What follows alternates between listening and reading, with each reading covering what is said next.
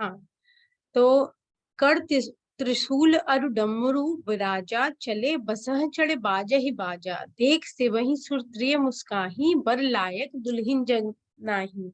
एक हाथ में त्रिशूल, दूसरे में डमरू सजाकर शिव भगवान बैल पे चढ़कर चले और बाजे बज रहे हैं, तो उनको देखकर सारी देव स्त्रियां बड़े व्यंग से हंस रही हैं और वो कहती हैं ऐसे दूल्हे के योग्य दुल्हन संसार में कहाँ मिलेगी।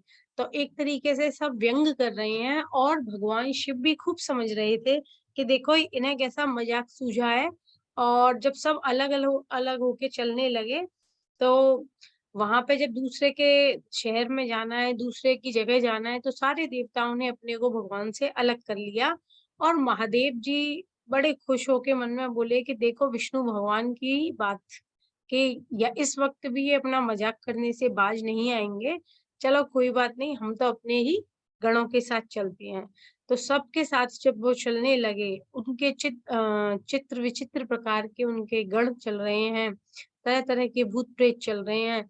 भगवान भोलेनाथ सबसे बेखबर अपने सारे भक्तों के साथ वो चलने लगे।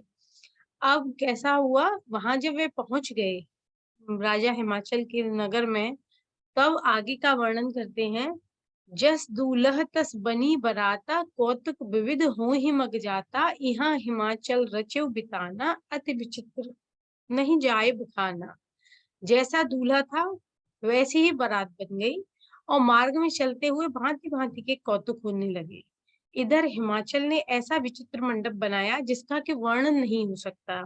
राजा हिमाचल जितना अपना वैभव और ऐश्वर्य उसमें लगा सकते थे, उन्होंने ऐसा ही विचित्र, बहुत ही सुंदर, यहाँ विचित्र से अर्थ है बहुत ही सुंदर, देवताओं को भी जिसे देखकर आश्चर्यचकित हो जाएं, ऐसा उन्होंने मंडप बनाया। सैल सकल जहन लगी जगमाई, लघु विशाल नहीं बरन सिराही। वन सागर सब नदी तलावा, हिमगिरि सब कहूँ नेवत पठावा। जगत में जितने छोटे बड़े पर्वत थे जिनका वर्णन नहीं मिलता, जितने वन समुद्र नदी और तालाब थे, हिमाचल ने सबको अपने यहाँ पर नेवता भेजा। काम रूप सुंदर तनधारी, सहित समाज सहित बरनारी। गए सकल तो हिमाचल गेहा, गावही मंगल सहित सनेहा। सारे लोग, वो सारे पहाड़ पर्वत नदी, सब अपने राजा के बुलावे पर अपनी इच्छा के अनुसार रूप धारण करके सुंदर शरीर वाले स्त्री समाजों के साथ अपने अपने रूप बदलकर और हिमाचल के यहाँ पर सब ने सशरीर आकर और हिमाचल के स्नेह को स्वीकार किया।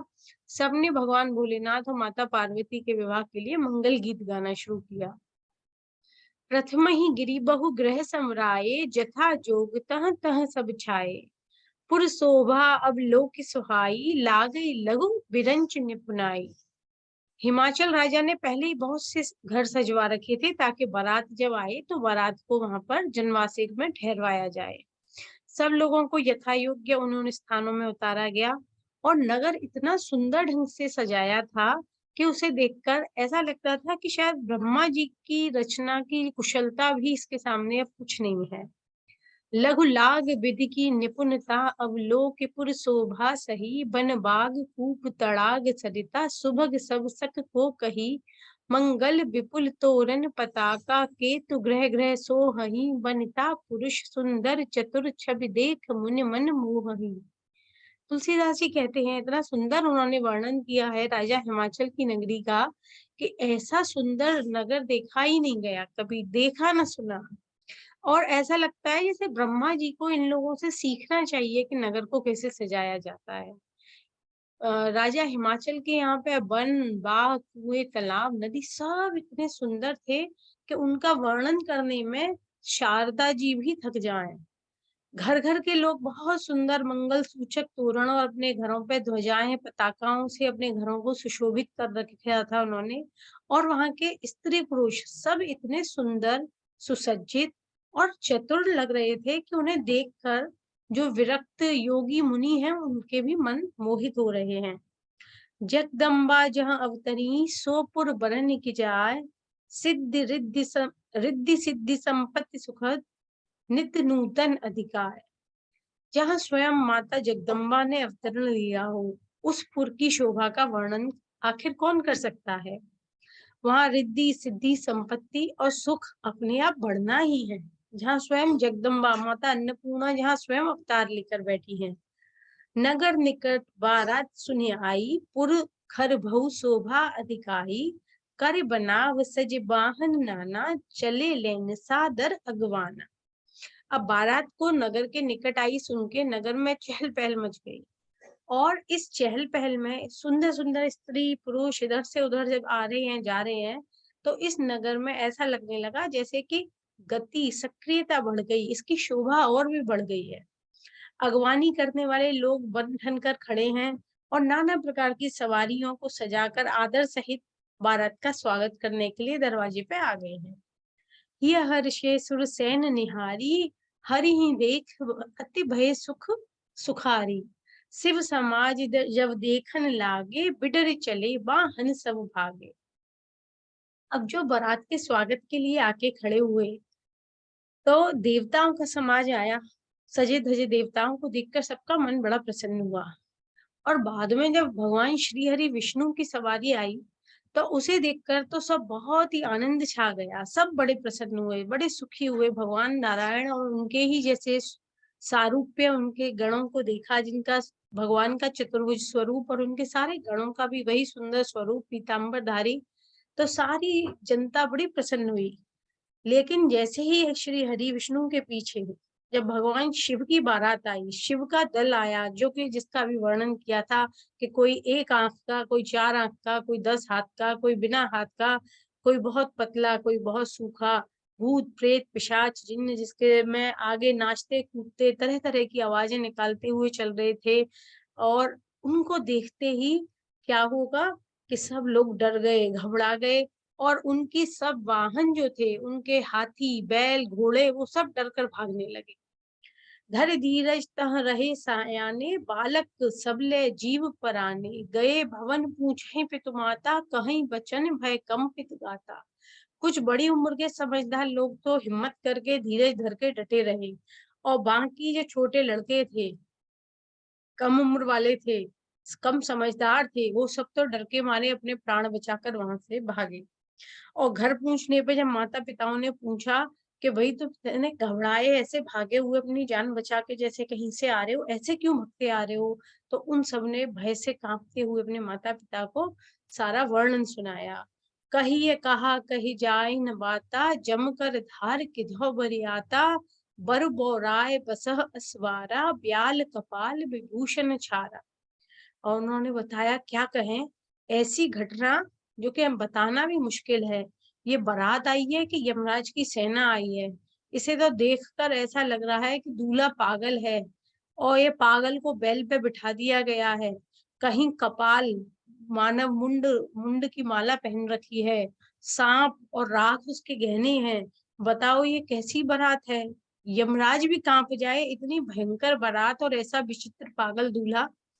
तन छार ब्याल कपाल भूषण, नगन जटिल भयंकरा, संग भूत प्रेत पिशाच जोगिन, विकट मुख रजनी चरा।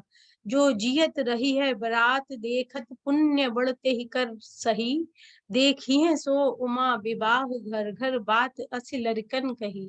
और वो कहते हैं कि ऐसा दूल्हा जिस कभी न देखा न सुना, जो शरीर पर राख मल के आया है, जिसने सांपों को धारण किया है, जिसने मानव मुंडों की माला पहनी है, बिना कपड़ों के नंगा आया है, जटाधारी है और भयंकर है।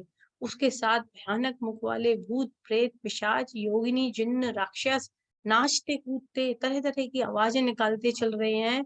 और ये मान लो कि बारात देखने के बाद भी अगर कोई अपने प्राण बचा पाता है, अगर कोई जिंदा रह जाए, तो भाई बड़ा पुण्यवान है, वरना बारात ही इतनी भयंकर है कि हार्ट अटैक आए और वहीं पे आदमी मर जाए उस खतरनाक दृश्य को देखकर।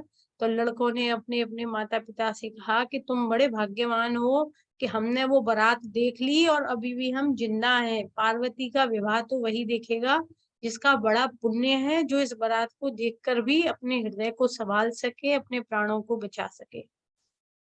समुझ महेश विवाह सब जननी, जनक मुस्कान बाल बुझाए विविध विधि, निडर हो डर नाय।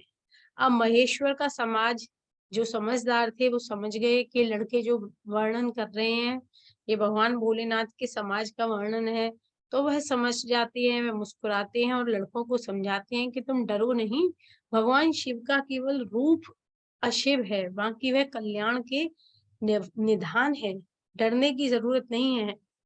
ले अगवान बारात ही आए, दिए सबहि जनवास सुहाए, मैना शुभ आरती सवारी, संग सुमंगल गावहि नारी। अब आने वाले आगवानी वाले लोगों ने बारात को लिवाई जैसे तैसे, और सबको सुंदर सुंदर जनवासे में ठहरने को भेज दिया गया। पार्वती जी की माता दामाद के आगमन के लिए, शुभागमन के लिए आरती सजाकर आई, और उनके साथ की स्त्रियां उत्तम मंगल गीत गाते हुए उनके साथ बढ़ने लगी। कंचन थार सोह पर पानी, परिछन चली हरनि हर्षानी, हरहि हर्षानी, बिकट वेश रुद्रहि जब देखा, अबलन उर्भय भयउ विशेषा। अब लड़कों को जैसे तैसे समझा बुझा के, और जब बारात को जनवासी में पहुंचा दिया गया, और जो एक रिवाज होती है कि लड़की की माँ दामाद का परीक्षण करने के लिए, उसकी अगवानी करने के लिए आती है, और उमा की माँ मैना जब आगे आई, तो उसके बाद क्या हुआ कि सुंदर हाथों में सोने के थाल में वह जल लेकर आगे बढ़ी, और हर्ष के साथ शिव का परिछन करना चाहती थी। लेकिन जैसे ही उन्होंने भयानक स्वरूप देखा भोलेनाथ का, तो वह घबरा गई। उनका उनका और उनके साथ की स्त्रियों का, सबका मन भय से बहुत ही आक्रांत हो गया, डर गई कि ये कैसा दूल्हा। जब तक आगे की बारात चल रही थी, जब तक देवताओं को देखा बड़ी खुश हुई, भगवान श्री हरि विष्णु को देखा मन में बड़ी शांति हुई, बड़ी प्रसन्नता हुई। लेकिन जैसे ही भगवान भोलेनाथ शिव को देखा, तो वह भय से कांप गई। भाग भवन पैठी अति त्रासा, गए महेश जहाँ जनवासा, मैना हृदय भयो दुख भारी, लीन बोल गिरीश कुमारी। बहुत डर के मारे वह बिना परिछन किए ही वापस भाग गई और घर में घुस गई, और शिव जी को जनवासे में भेज दिया गया। मैना के हृदय में इतना अपार दुख पैदा हुआ कि उन्होंने अपनी बेटी पार्वती को तुरंत अपने पास बुला लिया, और उन्हें लगा कि मैं अपनी बेटी ऐसे भयानक इंसान के साथ तो नहीं ब्याहूंगी। अधिक स्नेह बोध बैठारी, श्याम सरोज नयन भरे बारी, जेहि विधि तुम्हि रूप असुदीना, तेहि जड़ बरु बायर बाउर कसकीना।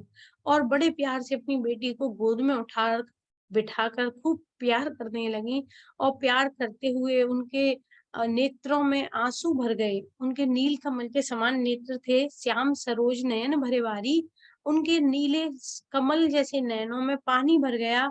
और उन्होंने कहा कि ये विधाता इतना निष्ठुर, इतना क्रूर कुटिल कैसे हो सकता है, जिसने तुमको इतना सुंदर रूप दिया, इतना तुम्हें नजाकत दी, और उस मूर्ख विधाता ने तुम्हारे दूल्हे के लिए ऐसे बावले को कैसे चुन लिया। कस कीन बरु बौ राह, विधि जेहि तुम्हि सुंदरता दई, जो फलु चाहिए सुर तरहु सोबर, बस बबूरहि ला गई। तुम सहित गिरते गिरो, पावक जरो जल निधि महु परो, घर जाऊं अपुजस होय, जग जीवत विबाहु न हो करो। और माता ने अपना संकल्प उसी वक्त सुना दिया। माता ने कहा कि विधाता भले ही पागल हो गया, पर मैं ऐसी पागल नहीं हूँ। इस विधाता ने मेरी बेटी को इतनी सुंदरता दी, उसको इतना सद्गुणों की खान बनाया, और ऐसा बावला वर, ऐसा पागल वर तुम्हारे लिए वो विधाता कैसे चुन सकता है। अब जिस फल को कल्प वृक्ष में लगना चाहिए, अगर विधाता भी चाहे कि उसे जबरदस्ती बबूल में लगाया जाए, तो मैं ऐसा नहीं होने दूंगी।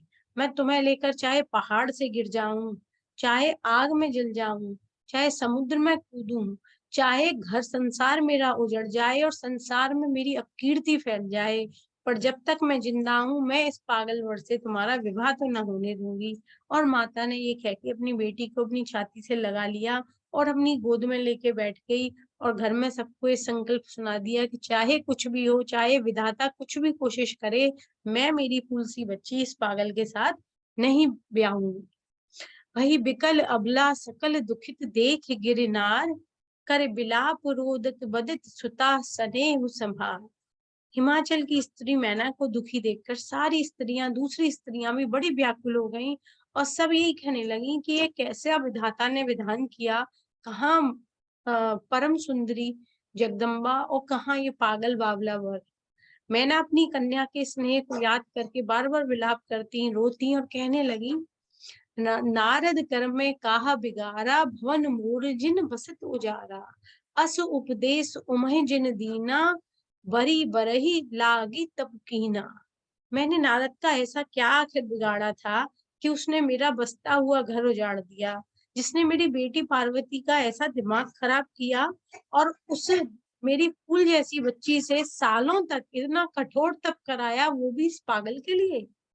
साचे हूँ उनके मोह न माया, उदासीन धन धाम न जाया। पर घर घालक लाज न भीरा, बांझ ज्ञान प्रसव कहती। और फिर मैना कहती हैं कि सचमुच नारद अगर बदनाम है तो कोई झूठ नहीं है। उनको किसी से न मोह है न माया है, और होगी भी क्यों। अपना खुद का न धन है न घर है न स्त्री है, खुद तो नाठे निगोड़े हैं और सबसे उदासीन है। और इसीलिए वो क्या जानेंगे किसी का घर, किसी के मोह ममता और औलाद से प्रेम क्या होता है। मैं तो दूसरे का घर उजाड़ने वाले हैं, न उन्हें कोई लाज है न कोई शर्म है। और ऐसे इंसान को जिसको खुद की औलाद नहीं होगी, वह दूसरे की औलाद का दर्द कैसे समझेगा। और लास्ट में वो कहती हैं कि बांझ स्त्री जैसे प्रसव की पीड़ा नहीं जान सकती, ऐसे ही नारद जैसे उदासीन, हम जैसे गृहस्थियों का प्रेम अपनी औलाद के प्रति क्या होता है, इसको कभी नहीं समझ सकते। जननी ही बिकल बिलो की भवानी, बोली जुत विवेक मृदुबानी। अस विचार सो चहि मत माता, सो न टरई जो रचई विधाता। अब माता पार्वती सब देख रही हैं किस प्रकार माता भयंकर विचलित है, और माता का संकल्प भी सुना कि माता ने कह दिया है कि चाहे कुछ भी हो जाए, विधाता के साथ चाहे मेरी अब रार बन जाए, पर मैं मेरी बेटी नहीं ब्याऊंगी, चाहे कुछ भी हो जाए। और सब कुछ सुन के और माता की विकलता को शांत करने के लिए बड़े प्रेम से माता जगदम्बा कहती हैं कि हे माँ, जो विधाता रच देते हैं वह टलता नहीं है, और ऐसा विचार कर अब तुम दुख मत करो, क्योंकि अगर मेरे कर्म में यही लिखा है तो चाहे कुछ भी हो जाए उसे नहीं हटाया जा सकता। कर्म लिखा जो बाउर नाहू, तो कत दोष लगाइय काहू। तुम सन मिटहि कि विधि के अंका, मातु व्यर्थ जन लेहु कलंका। अरे माता, अगर मेरे भाग्य में बावला पति ही लिखा है तो क्यों किसी दूसरे को दोष लगाया जाए। और माँ, विधाता के अंक तुमसे मिट सकते हैं क्या। अगर मान लीजिए किसी का आप विवाह कर दें और विवाह के बाद में पति बावला हो जाए तो क्या करेंगे। तो माता, विधाता ने जो लिख दिया है मेरे भाग्य में, उसको तुम मैट नहीं सकती हो, तो व्यर्थ में तुम कलंक अपने सिर मत लो। बड़े प्रेम से अपने माता को समझाने का प्रयास ये बालिका कर रही हैं। जन लेहु मात कलंक करना, परिहरहु अवसर नहीं। दुख सुख जो लिखा लिलाल लिलार हमरे, जाब जह पावं तही। सुनि उमा बचन विनीत कोमल, सकल अबला सोचहि। बहु भांति विधि लगाए, दूषण नयन बार विमोचहि। हे माता, कलंक तो अपने सिर मत लो, आप रोना छोड़ो। यह अवसर दुख और विषाद करने का नहीं है। मेरे भाग्य में अगर दुख या सुख जो भी लिखा है उसे मैं जहां जाऊंगी वहीं पाऊंगी।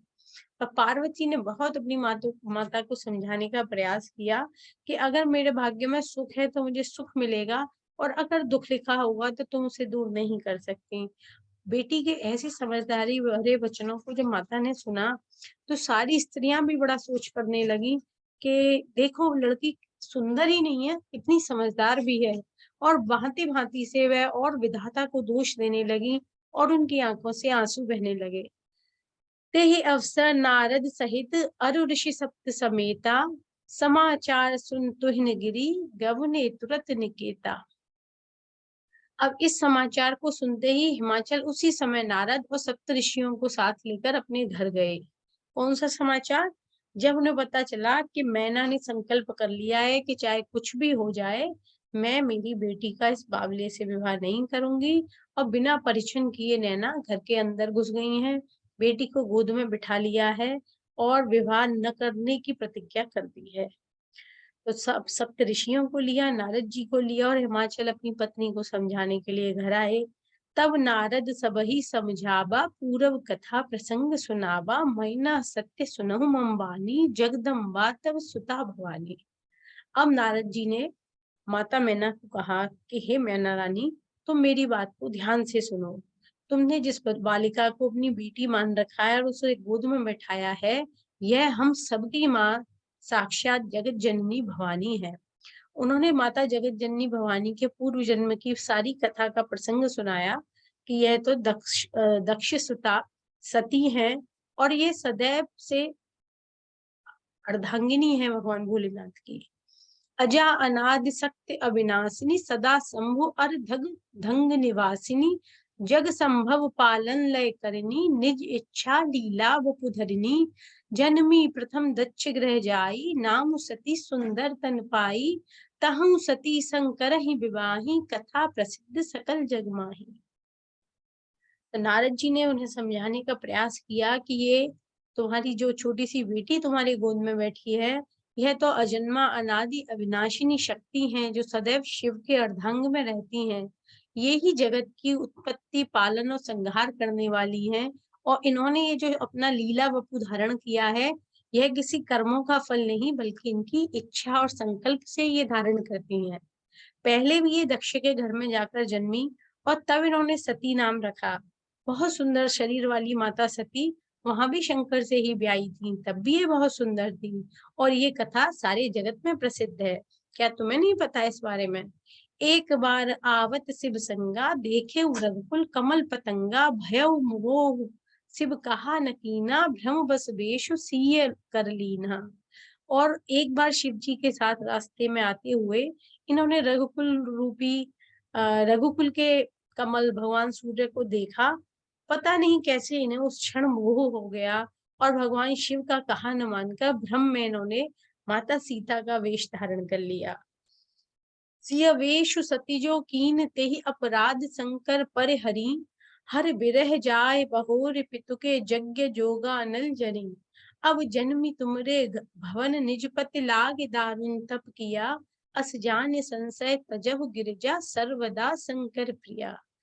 और फिर नारद जी कहते हैं कि भगवान ने सीता माता का वेश धारण करने के अपराध के कारण माता सती का त्याग कर दिया। इससे इनका मन बड़ा व्यथित हुआ, बड़ा दुखी हुआ और शिव जी के वियोग में जब ये अपने पिता के यज्ञ में गई, वहीं योगाग्नि में भस्म हो गई। और ये कथा तो जगत विख्यात है। अब इन्होंने तुम्हें धन्य किया, तुम्हारे घर में इन्होंने जन्म लिया है, अपनी इच्छा से लीला वपु धारण किया है और अपने पति शिव को पुनः प्राप्त करने के लिए ही कठोर तप किया है। तो अब इस सब को जानने के बाद तुम अपना संदेह छोड़ो। क्यों? क्योंकि यह आज की नहीं, पार्वती तो सदैव से ही शिव की अर्धांगिनी है।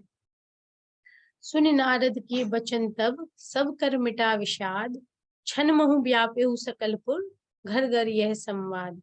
नारद जी ने जब पूर्व जन्म की कथा सुनाई और सबके मन का मोह विषाद दूर किया, क्षण भर में सारे नगर में समाचार फैल गया। तब मैना हिमवंतु अनंदे, पुण्य पुण्य पार्वती पद बंदे, नारी पुरुष से सुजुबा सयाने, नगर लोग सब अति हर्षाने। अब इस कथा को सुनने के बाद तो हिमवान और मैना के आनंद का कोई पारावार ही नहीं रहा। दोनों मग्न हो गए और अपने भाग्य को पे बड़े प्रसन्न हुए। अपने हर्ष की कोई सीमा न रही कि माता जगदम्बा ने हमें अपने माता पिता के रूप में चुना है। इससे बढ़कर हर्ष की बात, आनंद की बात और क्या होगी। और जिसको अपनी बेटी समझकर अभी तक माता ने गोद में बैठा रखा था, उस जगदम्बा पार्वती के चरणों की दोनों वंदना करने लगे। सारे नगर में बड़ी प्रसन्नता छा गई। स्त्री पुरुष बालक वृद्ध सब लोग बड़े प्रसन्न हो गए इस संवाद को जानकर। लगे होनपुर मंगल गाना, सजे सबहि हाटक घटनाना, भांति अनेक भई जयनारा, सूप शास्त्र जस कछु व्यवहारा। और जो नगर में कुछ देर के लिए अफरा तफरी का माहौल था, वह फिर से मंगल गीत गाए जाने लगे। सब बड़े प्रसन्न हो गए। भांति भांति के सुवर्ण कलश सजाए गए और जैसी जैसी व्यवस्था थी, लोक रीति थी, उसके अनुसार तरह तरह की दावतें होने लगी, भोजन बनने लगे और विवाह का फिर से मंगलमय वातावरण छा गया। सो जेवनार की जाई बखानी, बसई भवन जेह मातु भवानी, सादर बोले सकल बराती, विष्णु बिरंच देव सब जाति। अब जिस घर में स्वयं माता अन्नपूर्णा रहती हों, वहां के भोजन की सामग्री का वर्णन कैसे किया जा सकता है। हिमाचल ने आदर पूर्वक सब बारातियों को, ब्रह्मा विष्णु और सब देवताओं को बुलवाया और उन्हें बड़े प्रेम से, बड़े सम्मान से तरह तरह के विविध प्रकार के भोजन कराए। विविध पांत बैठी जिब नारा, लागे परुसन निपुण सुआरा, नार वृंद सुर जयमत जानी, लगी तैन गारी मृदुवानी। भोजन करने वालों की बहुत सी पंगतें बैठी, चतुर रसोइये परोसने लगे और स्त्रियों की मंडलियां देवताओं को भोजन करते जानकर कोमल वाणी से गालियां देने लगी। आज भी पूर्व में, उत्तर में विवाहों में परंपरा है कि जब बारात आती है तो लड़की पक्ष की महिलाएं उनको मधुर स्वर में गालियां देती हैं, गालियां सुनाती हैं, व्यंग करती हैं। तो गालियां सुनकर देवता बड़े प्रसन्नता के साथ और भी उन्हें भोजन में आनंद आने लगा। गारी मधुर स्वर देहि सुंदरी, बिंगे बचन सुनावही, भोजन करहि सुर अति विलंब, विनोद सुनि सचुपावही। जयवत जो बढ़ो आनंद, सो मुख कोटि हूं न परे कहो, अचवाए दीने पान गवने, बास जह जाको रहो। और सुंदर स्त्रियां मीठे स्वर में गाली देने लगी, व्यंग भरे वचन सुनाने लगी। देवगण विनोद से सुनकर बड़ा आनंद अनुभव कर रहे थे, बड़ा उन्हें अच्छा लग रहा था उनकी मधुर गालियों को सुनना, और इसलिए वो और भोजन में ज्यादा समय लगा रहे थे। बड़े धीरे धीरे भोजन कर रहे हैं क्योंकि उनका आनंद बढ़ रहा है इससे। और भोजन के समय जो आनंद बढ़ने लगा, ऐसा आनंद शायद उसको करोड़ों मुख से भी अगर हम कहने की कोशिश करें तब भी न कह सकें। और इतने आनंद से भोजन करने के बाद सबके हाथ मुंह धुलवाए गए, सबको पान दिए गए और सब लोग अपने अपने यथा योग्य स्थान में जहाँ ठहरे हुए थे वहां चले गए। बहुरी मुनिन हिमवंत कहूँ, लगन सुनाई आय, समय बिलो के विवाह कर, पठय देव बुलाए। अब तुलसीदास जी कहते हैं, मुनियों ने लौटकर हिमवान को लग्न पत्रिका सुनाई और विवाह का समय देखकर देवताओं को बुला भेजा। अब हम यहाँ पे 1-2 मिनट का ब्रेक लेते हैं और फिर से इसी लिंक पे दोबारा ज्वाइन करते हैं।